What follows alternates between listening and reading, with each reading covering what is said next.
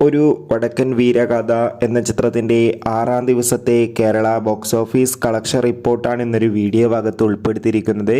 വീഡിയോയിൽ മുൻപ് video like ചെയ്യുക, ചാനൽ സബ്സ്ക്രൈബ് ചെയ്യുക. ഈ വരുന്ന ഫെബ്രുവരി മാസം ധാരാളം ചിത്രങ്ങൾ OTT റിലീസ് ചെയ്യും. നമ്മുടെ ചാനൽ ഭാഗം പരിശോധിച്ചാൽ നിങ്ങൾക്ക് ആ വീഡിയോയ്ക്ക് കാണാൻ വേണ്ടി സാധിക്കുന്നതായിരിക്കും. മമ്മൂട്ടി, മാധവി, സുരേഷ് ഗോപി, ക്യാപ്റ്റൻ രാജു എന്നൊക്കെ പ്രധാന കഥാപാത്രങ്ങളായി കഴിഞ്ഞ ഫെബ്രുവരി 7ാം തീയതി തിയേറ്ററുകളിൽ വീണ്ടും 4Kയിൽ റിലീസ് ചെയ്ത ചിത്രമായിരുന്നു ഒരു വടക്കൻ വീരഗാഥ. ചിത്രത്തിന് അത്യാവശ്യം മികച്ചൊരു റെസ്പോൺസ് തന്നെയാണ് ഇപ്പോഴും പുറത്തുവന്നുകൊണ്ടിരിക്കുന്നത്.